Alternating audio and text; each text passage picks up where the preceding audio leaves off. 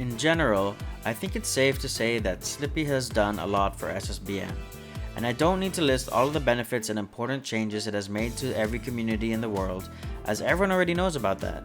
But what the Philippines experienced was completely different, I think, to what other regions experienced, and really unexpected, and it changed everything forever.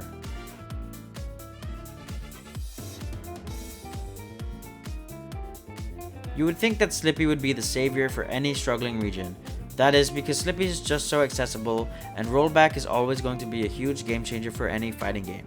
So what makes Slippi such a game changer for us specifically? Before we get into this, I want to give you an idea of what PH Melee and the community was like during the start of the pandemic. First of all, we were bad. Like, really bad. Our events had a declining number of entrants, and that's because a lot of our players quit because of the pandemic. Our scene was dying, we had only 5 active players a month, and what was left of us were people who also were considering quitting the game. Hopefully that gives you a pretty accurate description and image of what it was like being part of the scene in early 2020.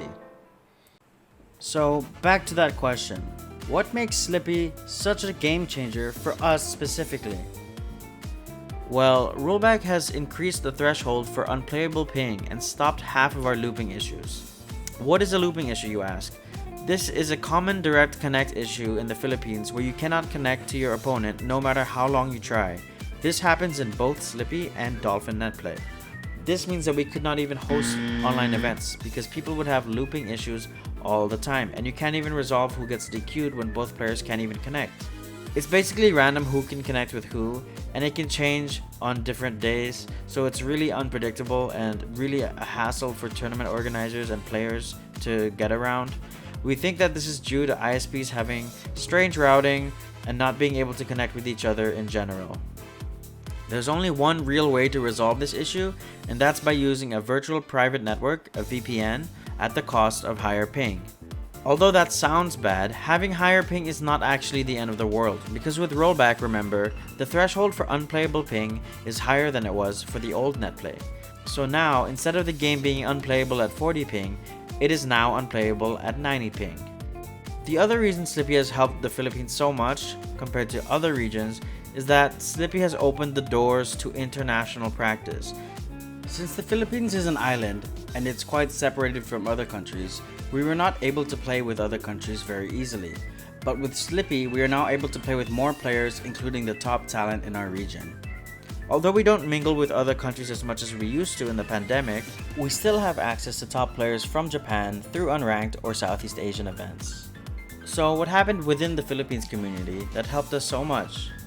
When Slippi released, along with all of those YouTube videos of top players talking about how this was going to revolutionize everything in the Melee world, the Philippines community gained 6 new key players. In our community, these players are known as the Rollback Crew. Most of them were completely horrible when they started playing, as more than half of them were completely new to Melee, but the Rollback Crew would be the biggest factor in pushing our meta forward. They'd also make up the best players that we've ever seen in the Philippines. They are the main reason why the average skill level of everyone in the Philippines went from this spawns with an F smash. He rolls in, tries to this. Did it. I can't say Yetis gonna win. It's so close. Everyone's good. Now let's see in this game number 4. See, although Yetis carrying out momentum from the last match to this one. Because they were playing almost every day throughout the pandemic, the Rollback Crew helped our entire community level up. Newcomers would eventually take notice and eventually become part of our community. People would just improve at a faster rate, and every year since the pandemic, we seem to be finding new and stronger talent in the Philippines, and 2023 is no different.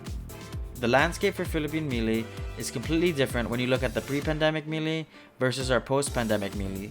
We are now the largest SSBM community in all of Asia except for Japan. Since 2019, our largest Philippine events have increased year by year, with the exception of 2021 having 12 entrants, but that was a time when people were entering mostly SCA tournaments, so that's why there were less entrants in that year. We didn't have many Philippine events that year. Although it's unfortunate to see that other countries in our region have declining attendance, it's hard to say why the Philippines is a success story among its brothers in Southeast Asia and East Asia. I think that the Philippines community was just extremely lucky to have this rollback crew that was pushing the meta and trying to improve at a really fast rate, and also having dedicated TOs to the scene like Porcupine, Taxmaster, me, and others throughout the pandemic, and it helped renew everyone's competitive spirits. I also think that having our own Discord community instead of banking on the SEA or Southeast Asia Discord has helped people find us easier, given us our own identity and culture, and helped us foster our beginners. If you enjoyed the video, please hit the like button and subscribe. I'm trying to hit a goal of 1,000 subs as soon as possible. I really appreciate all the love and support. Thanks and see you next time.